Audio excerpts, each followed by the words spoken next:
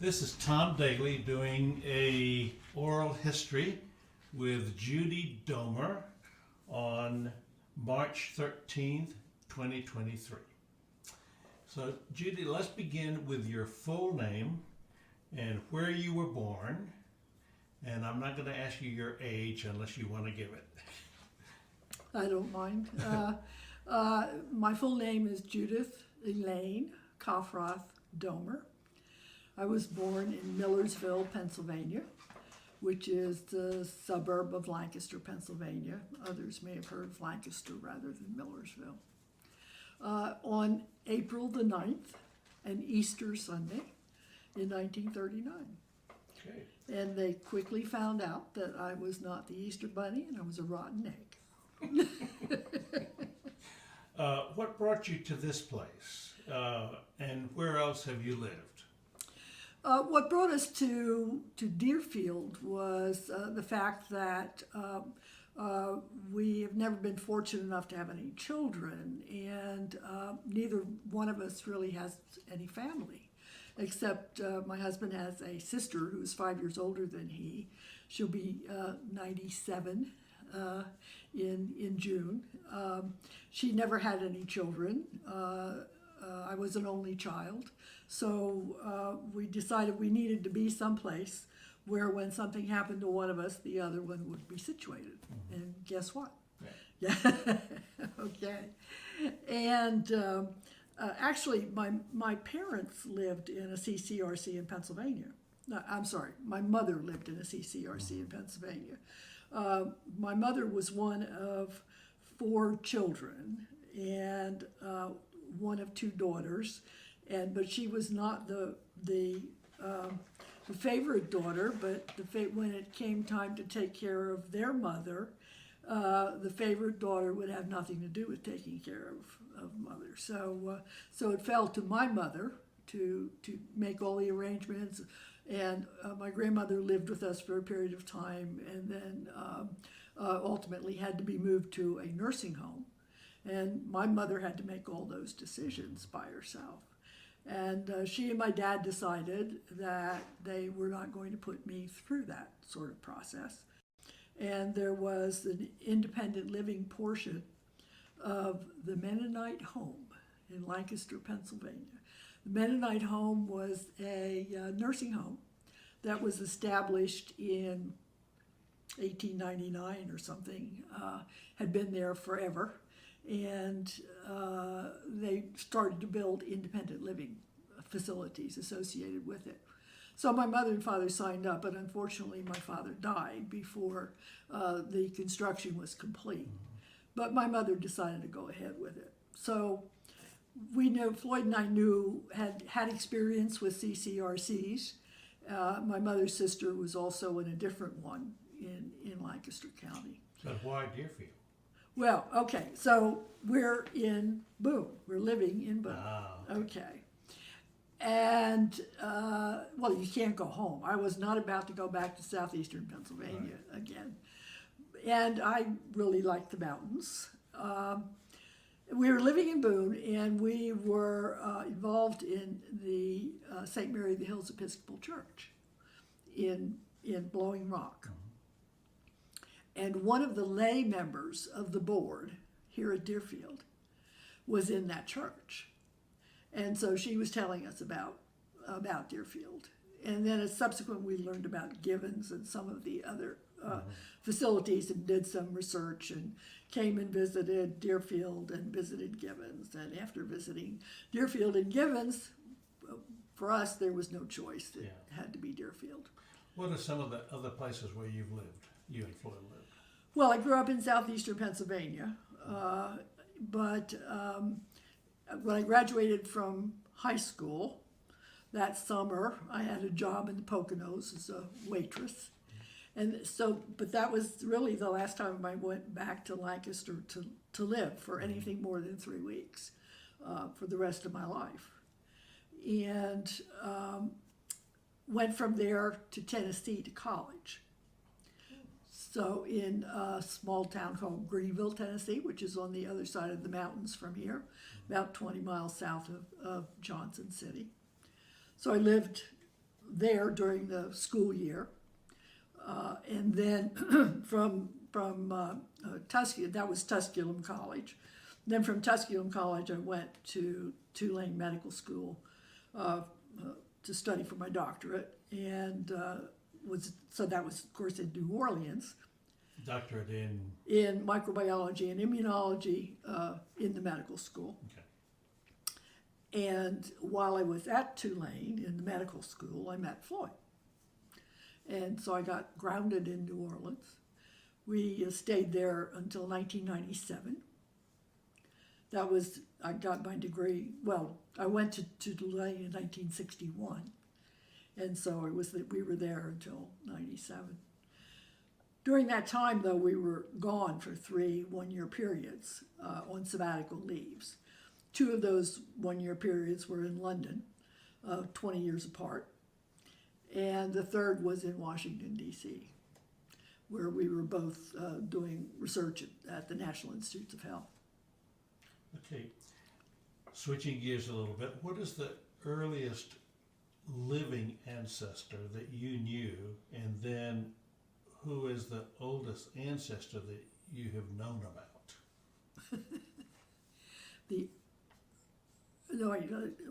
The oldest living ancestor that I've known about was the man who brought the Coffroth name, my father's name, to the United States. Of course, it was not the United States then. He came in 1731. Okay, and his name was Gerhardt, and my father spelled his name. My father's family spelled the name Kofroth, and Gerhardt spelled the name Koffroth. There's no one knows how it got changed in the interim. So that's the oldest living one, and the oldest living one now that you knew. That I knew. You knew personally. That I personally knew. Grandparents? Well, I didn't know my grandparents on my father's side at all because my father's mother died when he was 2 in the flu epidemic of 1916-18. And then his father died when he was 17. So he was raised by older sisters. Yeah.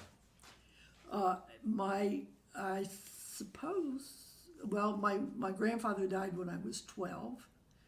My grandmother died probably when I was in my mid-20s. Okay. Other than that, I don't. Okay. And where and when, you already told me when, but where did they live, the grandparents? Well, my father's parents lived in a town called Lititz, Lititz, which is a Moravian community that's within 10 miles of the city of Lancaster. So that's where he was raised. My mother's parents lived in Millersville. Okay. And what did they do? What did your father do and your mother do as work?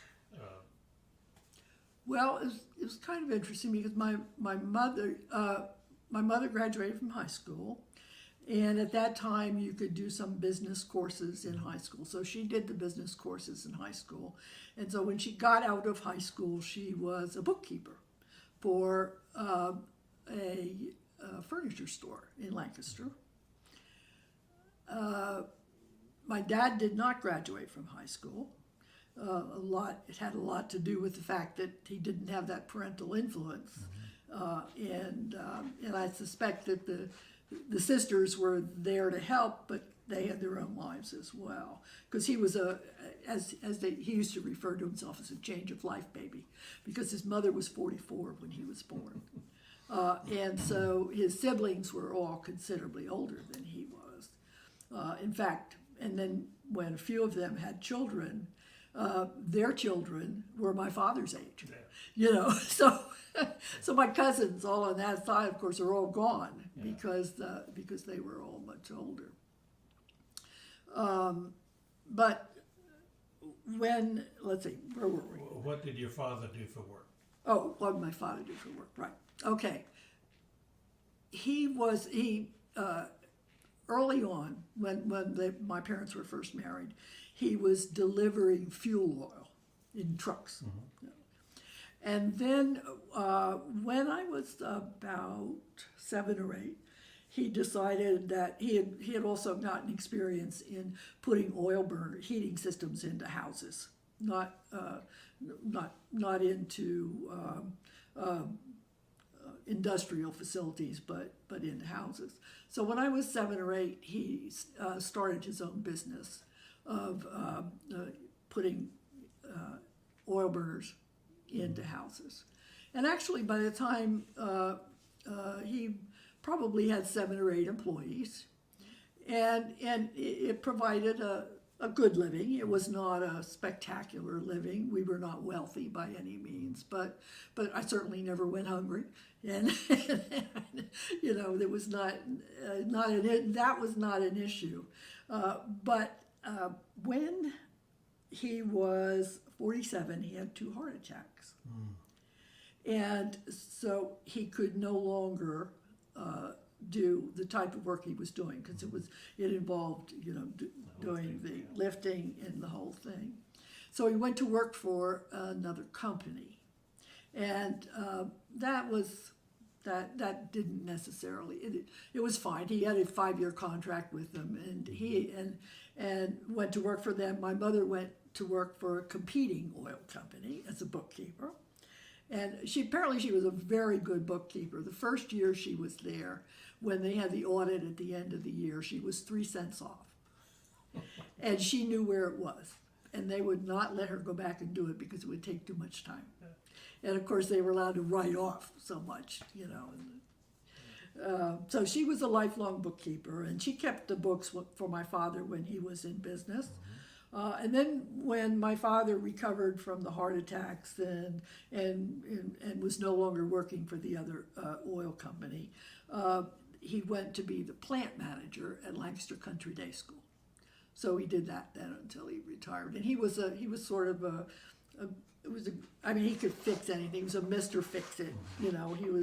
He was sort of a Joe Pollock or a Bill Metz or that sort of thing. Yeah. And so that was the perfect job for him, because he just took care of the school and the grounds.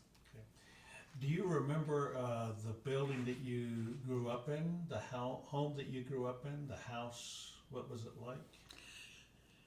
Yes, initially we lived in apartments. And sometimes the apartments were with family. My one of the apartments was with one of my father's sisters, and they were row houses. Lancaster's filled with all these row houses, and they're narrow, and they're maybe 3 stories high, but they're not very big. And finally, and we lived in an apartment in Lancaster itself when I was in the 2nd and 3rd grade. And that was when my father was starting the business, and he started it in the basement of that apartment building. And then my mother's sister's husband, my uncle, was a carpenter. And so Dad bought a piece of property in West Lancaster, and my Uncle Lloyd helped my father build the house. And then that was on Temple Avenue in Lancaster, Lancaster City address, that's where we lived then. That's where he died. What was the neighborhood like where you grew up, particularly during teenage years, and what were the gathering places? Okay. It was interesting because when we moved to that neighborhood, there was no one my age. It was all mostly older couples that were there without children. And in the 8th grade, when I was in the 8th grade, a family moved into the neighborhood a block and a half away. And they had a daughter who was my age, and she came into school. So she and I became fast friends, and in fact, we're still very good friends. Wow. Yeah, and she lives in Texas now, but she actually ended up living in New Orleans for about 20 years. But anyway, she moved in the 8th grade, and so since there was no one else in our neighborhood, and our school was interesting, our high school was interesting because it was what they referred to as a consolidated school, in that there were lots of elementary schools out in the county, and then when it got time to go to either junior high or high school, then they would be bused in to Millersville, to the school system.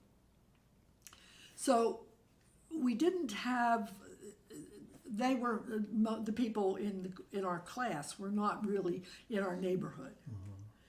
And Jane belonged to the Lutheran church, to one of the Lutheran churches in Lancaster, and they had a Luther League. And so I was adopted into the Luther League, and that was our real social network all the way through high school. Was that group, and so they were primarily people in Lancaster, and not in Millersville where we had grown up. But it was great fun. Every weekend we were, if it was winter, we were ice skating. If it was the summer, we were going off to swim somewhere or something of that nature, and especially on the weekends. And they loved to come to my house because I grew up in a very small house, but it had a finished basement. You drove into one side, and then my father's workshop was there, and then there was a large basement room. It was big enough to have a nice big ping pong table. So ping pong was our sport during the winter. Okay, you went to Tusculum and Tulane. Any other schools? While I was at Tusculum, the question was whether I was going to go to graduate school or not. And actually, the people who were my mentors, Tusculum was so small when I went there. There were a total of 365 students, and that was anybody who came in from night school or anything else. So there was one biology professor, one chemistry professor, one math professor, that sort of thing. And the biology professor and the chemistry professor happened to be married to each other. And they had 2 small children, and they lived on campus, actually. So I became a 5th member of their family. And wait, where were we going with this? If there were any other schools. Oh, if there were any other schools. So it was decided early on that I was not going to become a medical technologist, which was what I had thought. And I was going to go to graduate school. And so in order to do that, I needed to get some additional, make sure I was competitive coming from such a small school. So I went to the University of Virginia summer school at Mountain Lake Biological Station for 2 summers. Okay. The summer between my junior year and senior year of college, and my senior year and first year of graduate school. And then went to Tulane from there. Yeah. Would you say that those 2 professors had a lot of influence on you? Oh, absolutely. Yeah, a great deal of influence on me.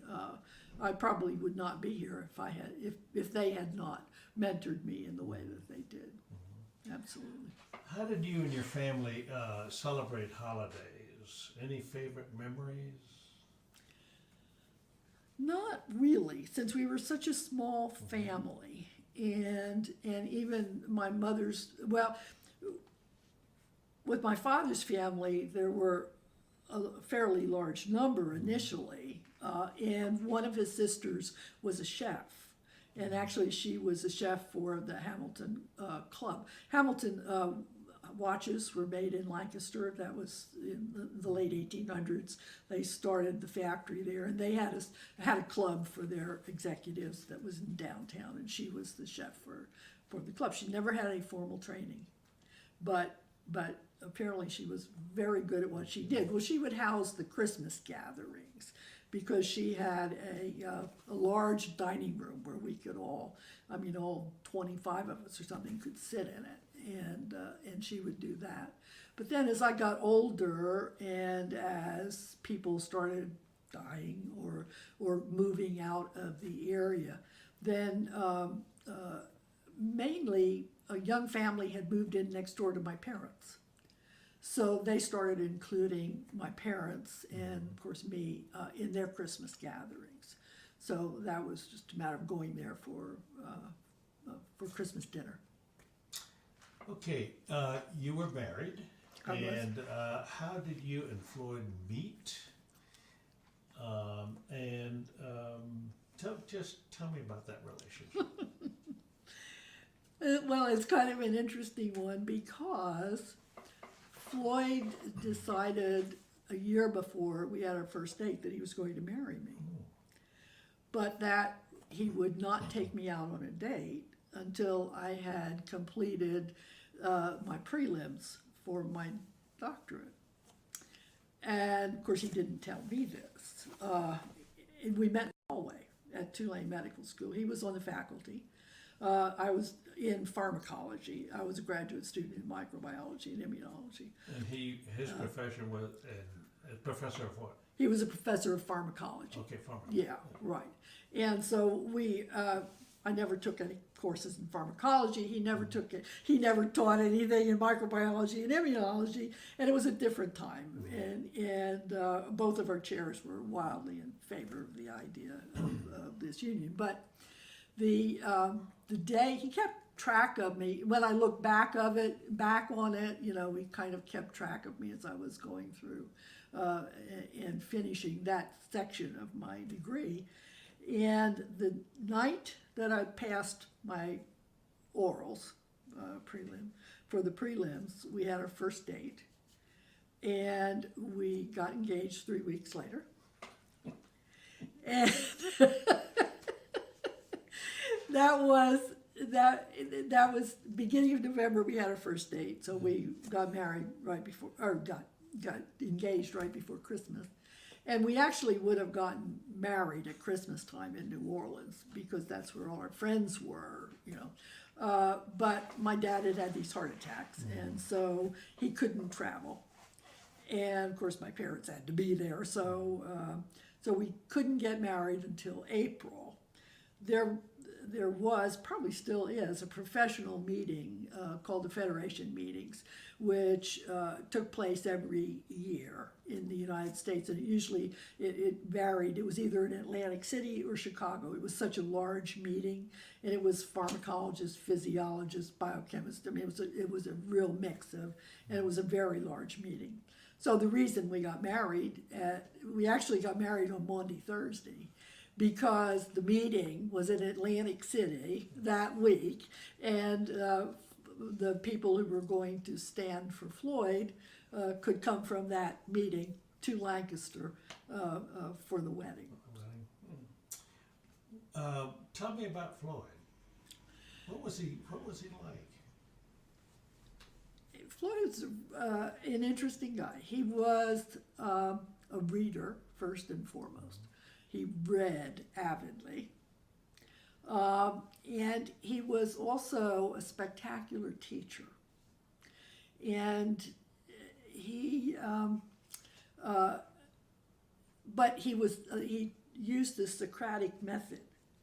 Rather than giving you the answer, he wanted you to figure out the answer based on whatever questions you could ask or anything of that nature. He was not particularly into athletics. I tried to get him to play tennis with me. He played tennis with me once. And that was the end. Probably the marriage lasted because we didn't play tennis. So in fact, he died 2 weeks after our 57th wedding anniversary. So, yeah.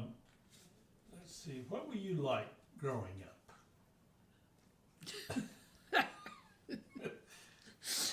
Well, apparently I was a handful, particularly when I was young. I was an only child. Okay. I was the first grandchild on my mother's side.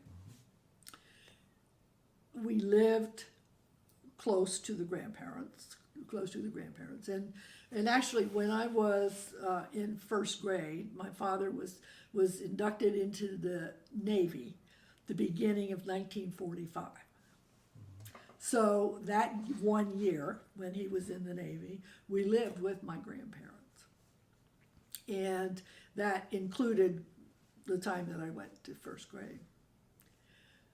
But my mother loves to tell stories on me because I was the apple of my grandfather's eye. Okay. Any stories you want to share? Well, you know, things like I got a hold of his scissors and just cut my hair because I was just tired of it, you know. And I did something bad one time. I don't know what, I have no idea what it was I did. And my mother said, I'm going to spank you. And I looked at her and I said, you can't because my grandfather won't let you. And so she didn't. She waited until my father came home for the weekend. And then I got this huge spanking. And I still remember sitting on a rocking chair, looking at the welts on the back of my leg while my grandfather's walking around crying.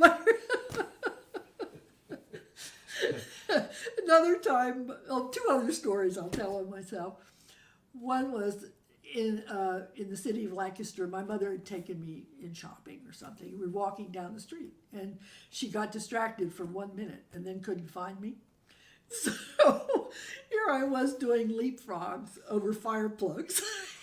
But the one story that I love to tell is that in Lancaster, you know, there was a regular department store, Watt & Chance, okay. But then there were all these little stores, and so there was a little women's dress shop. And my mother wanted some special outfit. So we went in, and it was one of these where you would go in, you would tell the lady what you were looking for. She would go to the back and start to bring things out for you. Well, my mother ingrained in me from the time I was little that nice women did not smoke. Okay. So we walked into this little store, and the woman was smoking. And so I looked at her and I said, my mother said, nice ladies don't smoke. So she put her cigarette out. And what were your interests growing up? actually, I was very interested in sports. But I was also interested in as I am now, in doing things altruistically, you know, in terms of helping other people. But I used to read. I played baseball in high school when I was a freshman, but I was never really terribly good at that. So then I landed on field hockey. And I wasn't spectacular on that either, but I could usually figure out where the ball was going, and I'd head in that direction instead of so I lettered in field hockey when I was in high school. Okay. Any stories that have been passed down in your family? Any particular stories? Other than the ones you told me? No. Okay. All right. What was your first job? Knowing how I feel about cigarettes and the whole thing, and having been brought up to that women. My father actually was a smoker until he had his heart attacks, and he was in intensive care, and his primary care came in and said, "Dick, you've had your last cigarette." He said, "Okay." Never had another one. They went cold turkey. Okay. Anyway, knowing how I feel about tobacco, I grew up in tobacco country. I mean, when I would walk to elementary school through the tobacco fields, dirt road through the tobacco fields. But my first job when I was in 4th grade was sizing tobacco leaves. And well, the tobacco in Lancaster County at that time was primarily with cigars. Yeah. There was a big cigar factory in Lancaster. And so and the tobacco would be harvested and it would be hung in the barns to dry. And then during the winter, it would be taken down and, the leaves cut off. And then there were boxes that were graduated. And then you had to fit the leaves into the proper part of the box. So that was my first job, was sizing tobacco leaves. And then I graduated to picking tomatoes along with the Puerto Rican workers. And we would, in the summertime, and we would pick the tomatoes during the worst part of the day. And then we'd have a whole bunch of rotten tomatoes at the end, and we'd have a rotten tomato fight. So this is healthy child labor. Right, exactly. And then my first real job, I guess, was when I was 15. I was hired as a waitress in a diner in Lancaster. And it was run by a husband and wife team.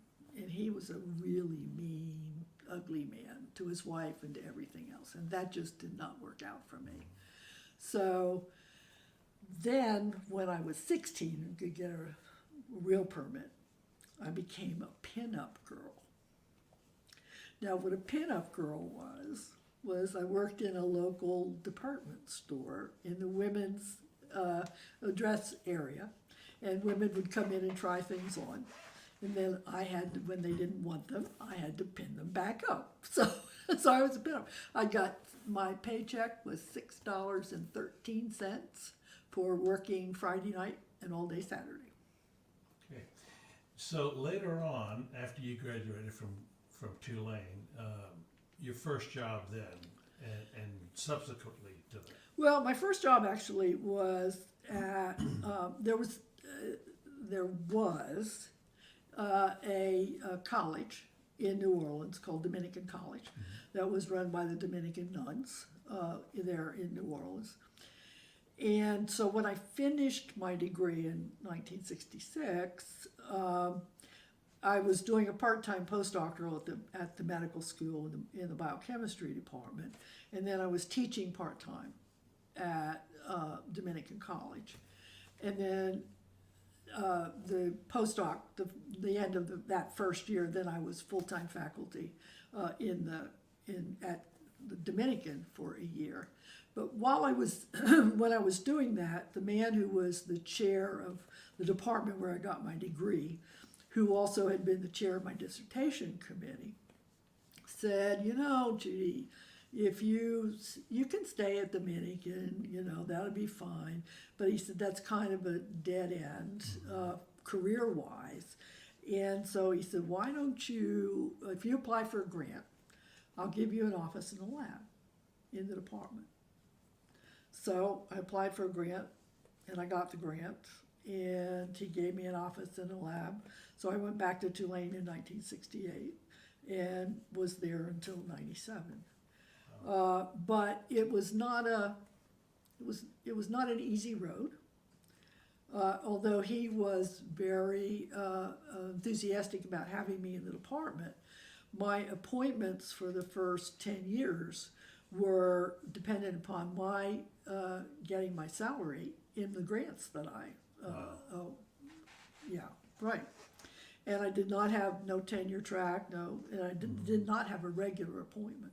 I was promoted to an assistant professor after I'd been a research associate for 3 years, but that was a special appointee. And in fact, the medical school at that time was, with financial problems at the whole university and the medical school also, they were using this special appointment category to hire people so they had no commitment to them. And the university senate, after I had been in this position for about 10 years, the university senate decided that this was not kosher. And so they made a ruling that anyone who had been at a special appointment for up to 7 years had to be either terminated or moved into a tenure track position. Well, I had 2 grants. I was helping with the training grant. I was doing all kinds of other things, so they really couldn't justify firing me. The person who was my chair, though, really would have loved to, because he wanted my position for his lab instead of where I was. But so I was then switched to a tenure track mode, and then then the other thing was that the university would be given 3 years to give me tenure or fire me. Okay. So this man who was then, this was not the man who was the chair of my dissertation committee. This was a new person who came in as the chair of the department. And he just really did not, he wanted my position. And so when, at the end of the 3 years, he just did nothing. Did not recommend me for tenure or anything. Well, so the dean of the medical school called me. All those decisions have to have been made by the 1st of July. So he called me on the 30th of June, and he said, "Judy, would you send me a CV?"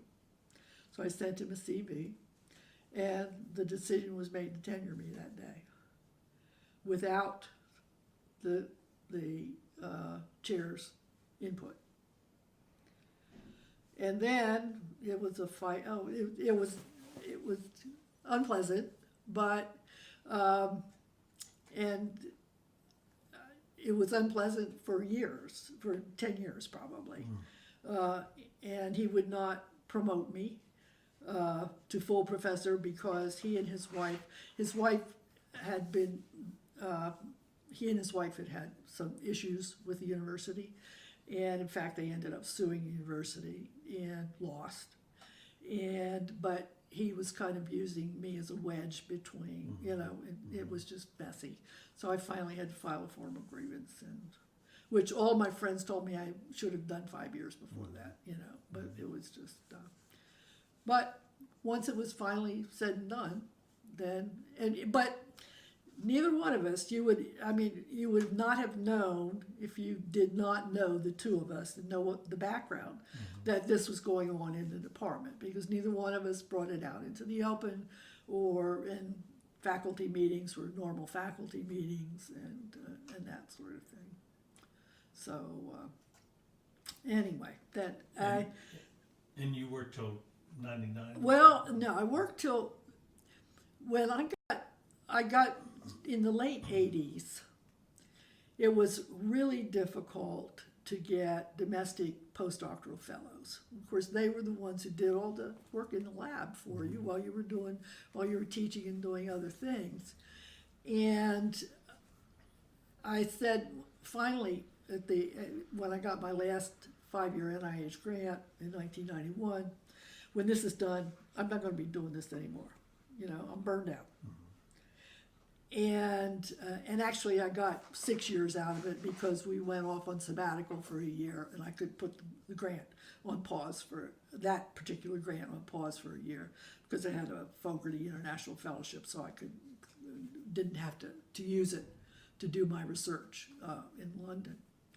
And anyway, after we came back from London, then I had the opportunity to become the Associate Dean of the Graduate School at Tulane, and that was not at the medical school, but it was a university-wide position, which was great, except I was not terribly popular because my job was to do the graduate program reviews.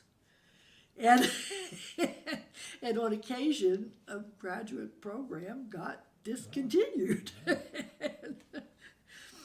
But it was a great experience, and the woman I worked for, I learned what not to do. She actually ended up being fired, and then I ended up actually at Appalachian State as the dean of the graduate school and the chief research officer for the university, which was my dream job. I loved Appalachian State. It was terrific. It's a great institution, and the people I worked with were wonderful. And that's how you ended up in Boone. And that's how we ended up in Boone. Okay. That's right. Now, other than your uncle, if I remember, did anybody else serve in the military?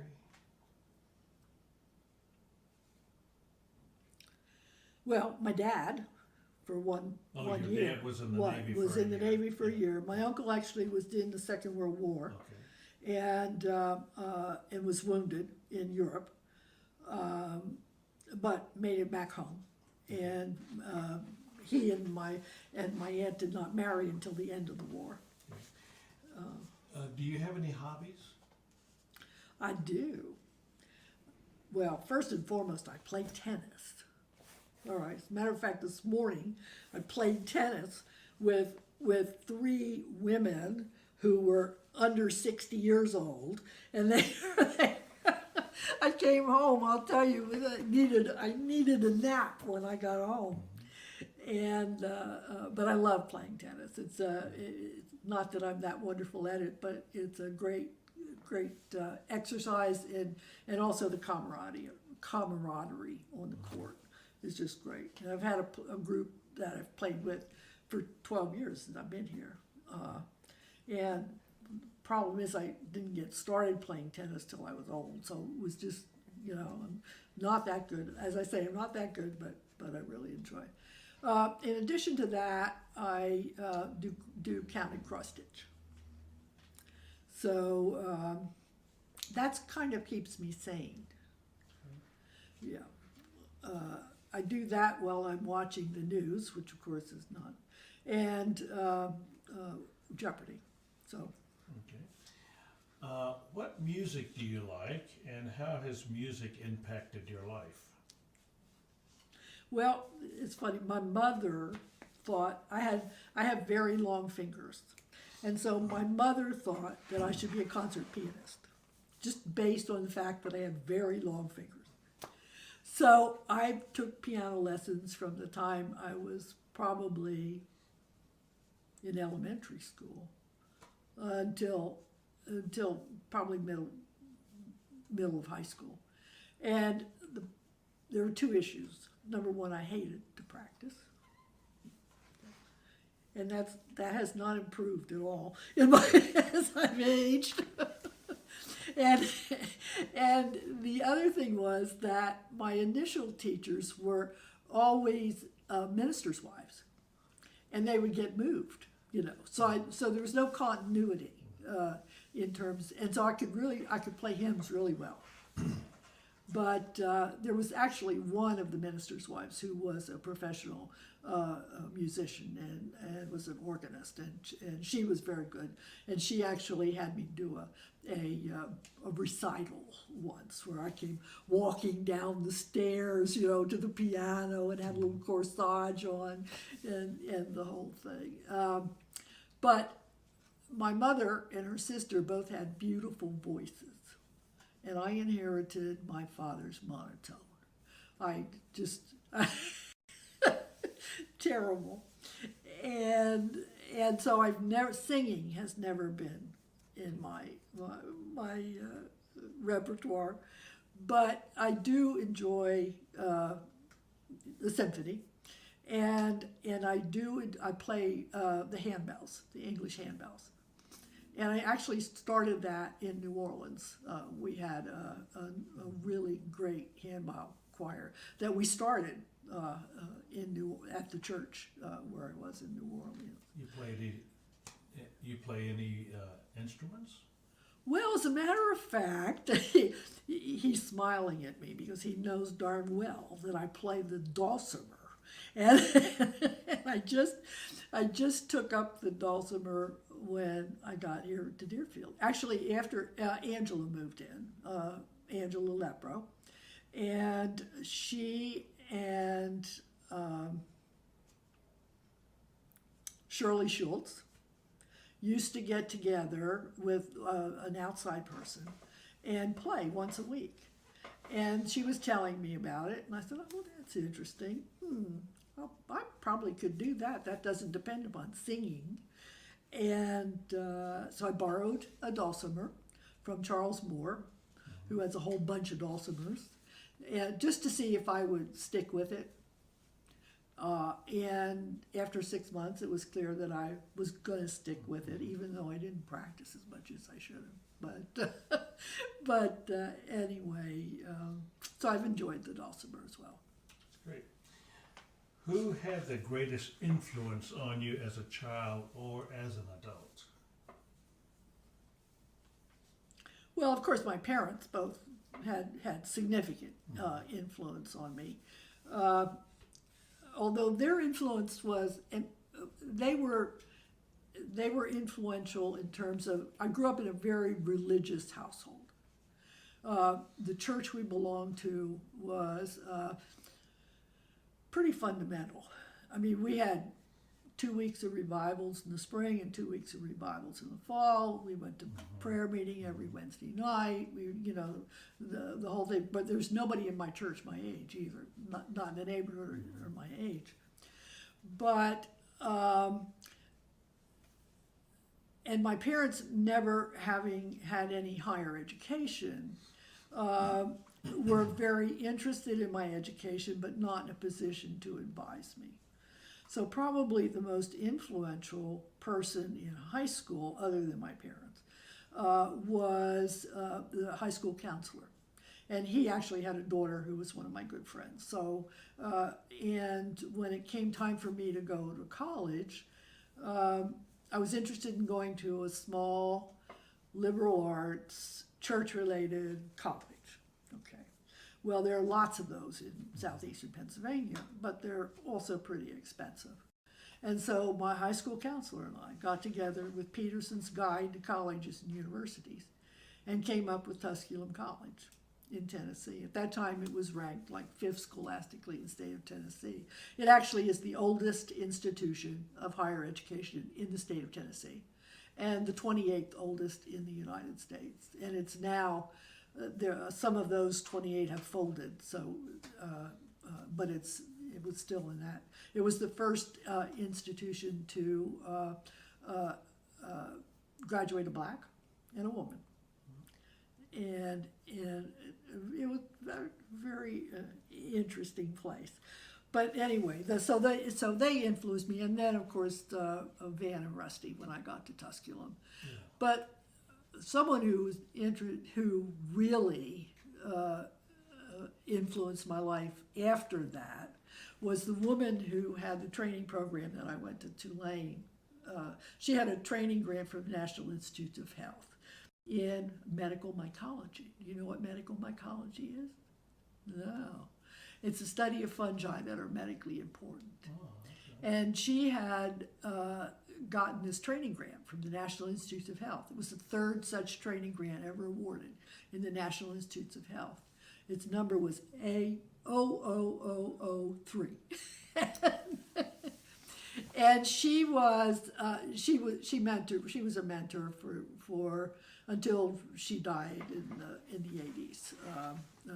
Was always a mentor. And she and I inherited, I started as a co-director on the training grant with her. And then when she retired, I had the training grant after her. But she was a character. She actually retired from the Navy in 1980 as a commander in the Naval Reserve. Well, you know what kind of an administrative style I learned. Sort of a military style, a chain of command. And she grew up in Arkansas, but she went to Duke, got a PhD at Duke. But I forgot. Was it the Waves who were in the Navy part of the Second World War, and she was part of that, which is what got her into the reserve. But she never had a credit card in her life. She had this. She was very oriented toward hiring African Americans at a time when it was not popular to hire African Americans. She was really in fact, she hired the first black technician at the medical school. And, but just really a neat lady, but a character. What would you say are the greatest challenges that you have faced in your life? One or two. Well, probably the greatest challenges was working with a chair who The one you who mentioned did not earlier, want me yeah. to be there. Right, right. That's probably my greatest challenge. The other challenges were when I was totally grant supported and had to bring in my own salary. Yeah. Those were real challenges. Uh,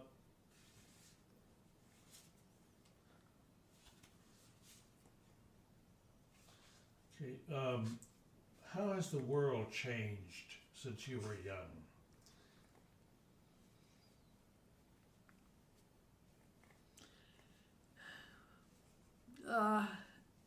Well, it's interesting because I had thought about something recently when when um, when we were living in Lancaster itself in an apartment, and my dad was starting his business.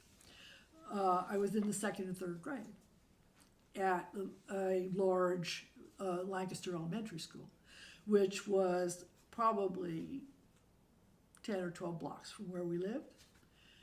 And to get there walking, I had to walk around the county prison. And I don't ever remember my parents walking with me or taking me to school at all. I had to do all of that on my own, and I would come home for lunch as well. And can you imagine doing that now?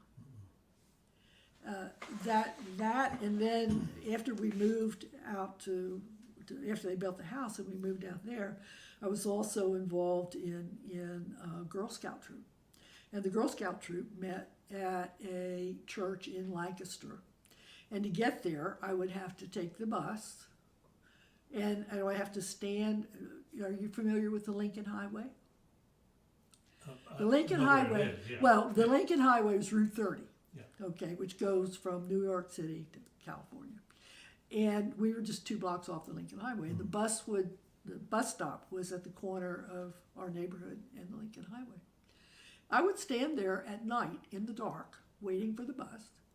I would take the bus down to the center of town where I would have to get another bus to go to the church. And then I'd do that in reverse, all in the dark. And when I think about it, I think, wow. Yeah. Yeah. Okay, let me ask the next question. Okay. then. What has provided you with the most satisfaction in life? What are you most proud of? Actually, I've been looking at some of these other ones that you've done, and so I've been trying. In fact, I Zoom with Floyd's sister on Sundays, and so I said, here's one of the questions he's going to ask me, and I don't know how I'm going to answer this. Probably, well, I would say there are 2 things. Number one, seeing students who were your doctoral students or postdoctoral fellows in your laboratory have success after they left, and they would come back and say, I remember you came in to work on Saturday mornings, and and that sort of thing. So that's probably that. But then the one thing that I really was proud of that I did at Appalachian State, it was when Appalachian State, of course, grew up as a teaching institution. And so when I went there, research was kind of a dirty word. It was they didn't want to hear about research because they thought that research, I would emphasize research and not emphasize teaching. But one of the things we did early on when I got there was establish a student research day where students who were doing research with faculty would do posters and come and present, and they, put the poster together, and then they would come and they would stand by the poster, and there was a day when all of this was celebrated. And actually it was both graduates and graduate students as well as undergraduate students. And I think that has evolved in something which is really large and meaningful for the university. and I started that, so I'm kind of proud of that. Okay, here's your last question, Oh, thank goodness. Oh, and it's a larger question, so I'm going to expand it a little bit. What are the memories that you've experienced or that you can remember, such as segregation, civil rights movement, wars, and have you experienced or observed prejudice or racism in your life? And those kind of juxtapose. right. Yeah. Well, before my father was inducted into the Navy in the late 40s, we were living in an apartment in Lancaster, and I remember the air raid sirens. And we would have to pull down all the shades and sit quietly until the all clear was given. Of course, I remember also there was rationing. And my job when we were living with my grandparents was, of course, there was no butter or margarine. What there was lard. And there was a yellow capsule in the lard. And so you would have to break with your, and it was in a plastic container. And so you would have to break the yellow capsule and then knead this whole thing until it became yellow. So it looked like margarine or it looked like butter, you know. Those are the two things I guess I remember most about the war. Well, I remember being really frightened because before the war ended, after my father finished basic training in Bainbridge in Maryland, he was scheduled to be shipped out to Albany, New York or something. I don't know, it was weird. And for a 5-year-old, Albany, New York was the war zone, you know. So I wasn't, of course, but for me, that translated to that. And so I was really frightened when, but then the Armistice Society never went, and he was released right away from the military. And the second part was, have you experienced or observed prejudice or racism? Well, of course, yes. Prejudice as a woman in science in the early days, before there were a lot of women in science. Although in the field of microbiology, there were more women because a lot of them came into that field as medical technologists or something of that nature. So and as medical, there were more female medical technologists than there were others. But I guess I was really fortunate. Number one, Lorraine, the woman who was my mentor in graduate school, was so good, and she kind of paved the way so that I really didn't experience a lot of antagonism, that it was a woman in a scientific field. We did have, in the medical school, there were issues with African Americans and whites in terms of employment. And of course they had the menial jobs, and such as taking care of the animals in the vivarium and that sort of thing. And one of my friends was a minister in the Unitarian Church in New Orleans. And in I think it was like 1962 or 63, his house was firebombed. And then one of my sort of mentors in graduate school was another woman who was in the immunology side of the department. And her husband worked at Xavier University, which is an HBCU, and a historically black college university. And she actually was in one of the first sit-ins in Greensboro. They were white, but were very oriented toward the end of segregation and in doing what they could in order to promote it. Anything else you'd like to add? I don't think so. Okay. I think Well, thank you so much for granting this interview. you're welcome.